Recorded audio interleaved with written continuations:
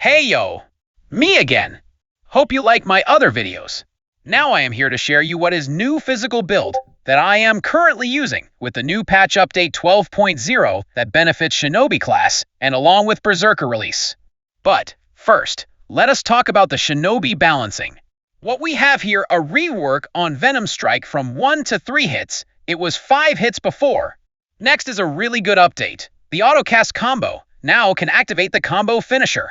We also have some updates on clones, but, well, I am not currently using clone on my build. I will explain later, but this is good for other build. Lower MP percent needed, and now it is 100% autocast for clone.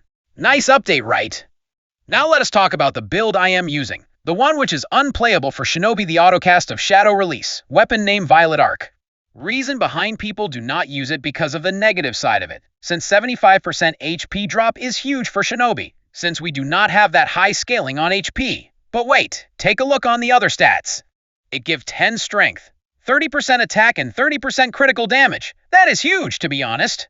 But the question is, how can we manage to use it with such a low HP? Here is the answer. On gears, I am using Night Helm.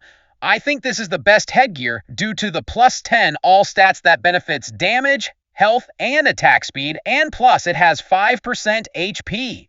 Next item you need is Snowbun Earmuffs. It gives 10% HP. In armor, I use Power Plate, as it gives 20% to 30% HP. And next, Void Threads. This item gives 3 important stats: HP, attack, and attack speed, and plus, I use Festive Baby Card for additional 10% HP. In shoes, I use Plasma Boots, as it gives HP as well. And lastly, Artifacts. This item gives massive HP and massive attack bonus. It is okay to drop the MP since I am not using clone. So in total, you could have 90% HP bonus, so meaning the negative 75% HP is solved even more. In this build, I have a combined strength and agility. Before I go to the weapon attributes, the offhand weapon I am currently using is the Berserker weapon, Red Maw. This weapon is good due to the massive attributes it gives, such as attack speed and critical rate, and plus the skill called Red Maw that give bleeding to the enemy, and additional melee damage and range damage that benefits both all the skill I am using. Pretty cool, right? So now, on attributes, I think the best attribute you can have, and cheaper, is strength or agility with melee damage and critical rate. Why critical rate? So you don't have to invest on luck to deal some damage. Instead, I push it to vitality for survivability. Since Violet Arc weapon has a huge boost on critical damage, so you need some critical rate as well. On gems, well, it depends what you have, but I recommend having Evasion Gem, Heart Gem, Dark Claw Gem, and Venom Strike, as those are your main survivability and damage.